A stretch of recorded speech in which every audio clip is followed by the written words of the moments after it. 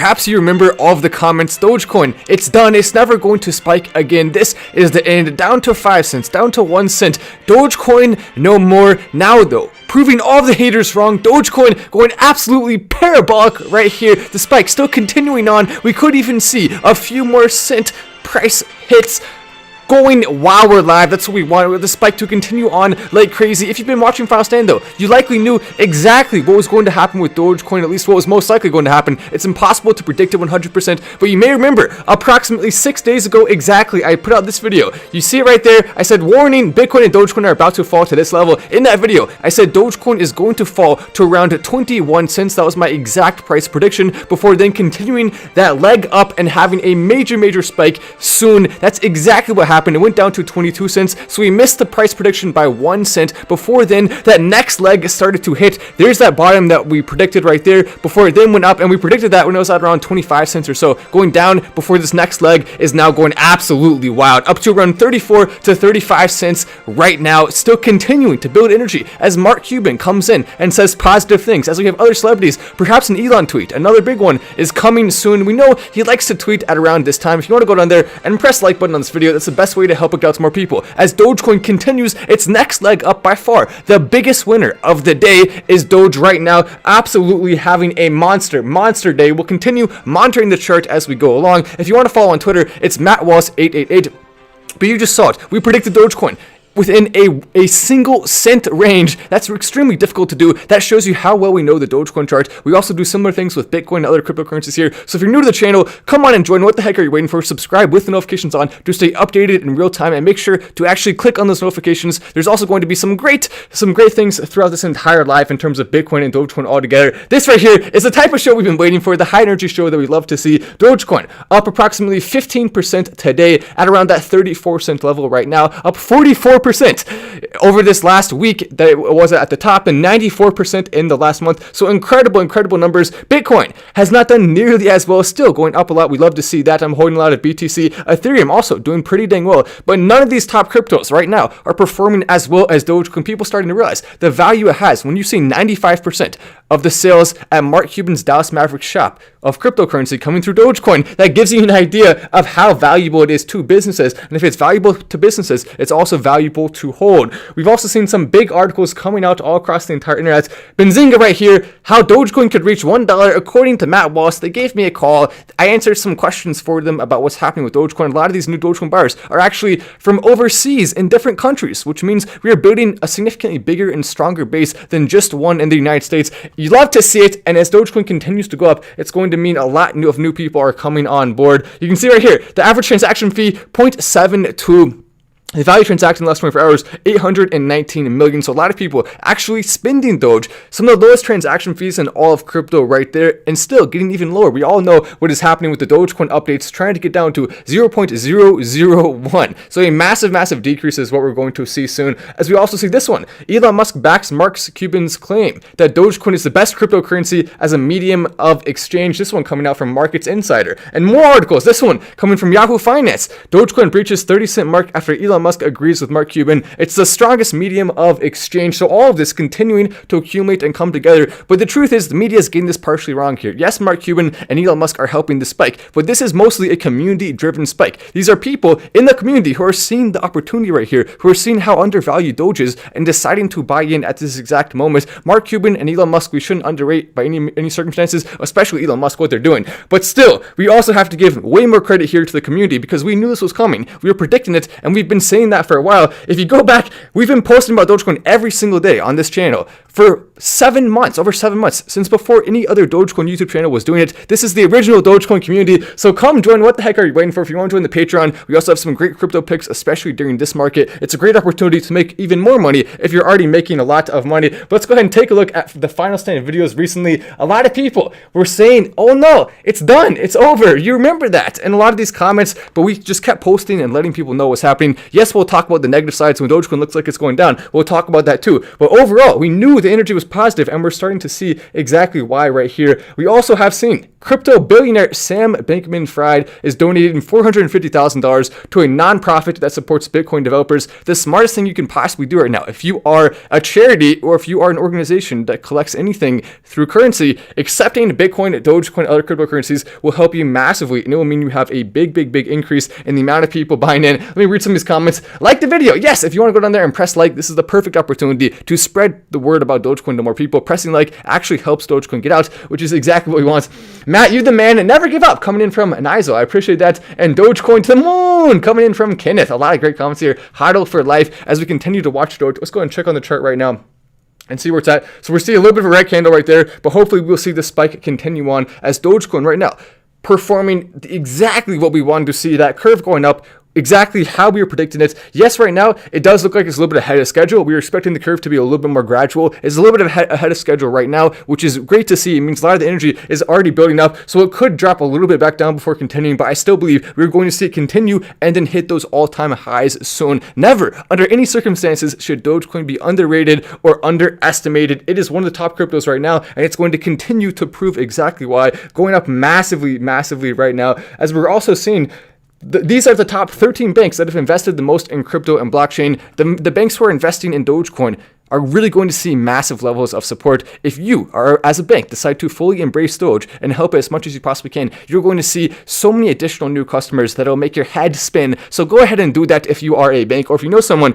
who is operating or within a bank, then make sure to let them know to go ahead and do that. Financial institutions are grabbing for a piece of the booming $2 trillion cryptocurrency market. By the way, yes, it is now officially above 2 trillion again. It was at around 2.5 trillion toward the top of the last run. So to see it already at 2 trillion is a great sign that we could potentially be about to hit 3 trillion. And if we do, I think it could be absolutely off the races and get up to around that $10 trillion area within the next few years here. That's what I'm predicting. That's what I think can happen. And if Dogecoin takes a large share of that, which I believe it will, could even take the lion's share of it, then that means Dogecoin is going to be the biggest winner by far. That's why I'm so confident in it. With the market going up and Dogecoin continuing to prove it's the cryptocurrency people want to spend the most, which is really all that matters at the end of the day. You can argue technicals here, technicals there.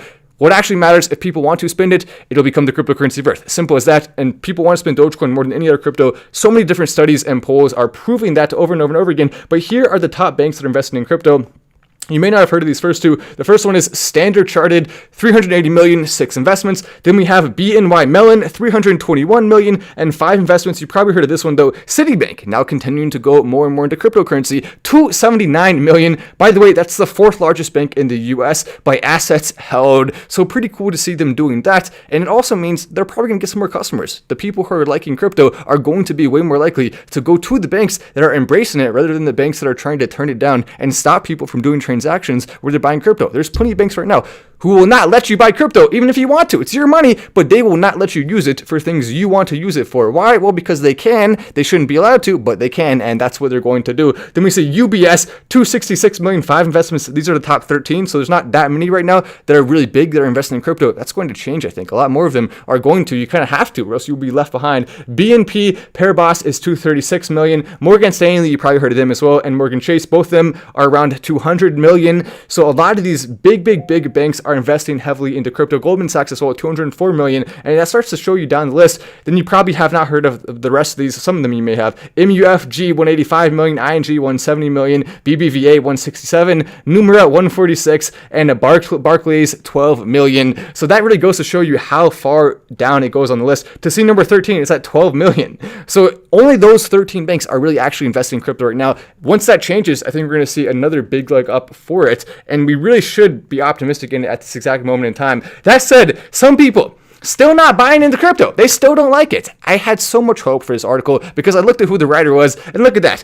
Her name is Mari Backman, and she has a picture of her with a cute little pup in the profile picture, almost golden even. Maybe it's more white than golden, but it's close enough. It's a golden pup. It's per se. I mean, we'll do a little bit of a stretch there and say it's a golden pup. So she has a golden pup in her hand. Maybe she was going to be pro Dogecoin in this article. Nope, not so much. 2 reasons why I still won't touch crypto, and her 2 reasons are it still scares her, and it doesn't align with her investment strategy. I guess her investment strategy is just not making a lot of money. Is that what her investment strategy is? Here is her profile description, and I think it's time. We haven't pulled out the roast music in a while, but I think we got to pull the roast music and get the roast underway for Mari Backman. It is time to commence it. Get your marshmallows out. Get your fire ready. because the heat is going to be hot on this roast. Mari Backman.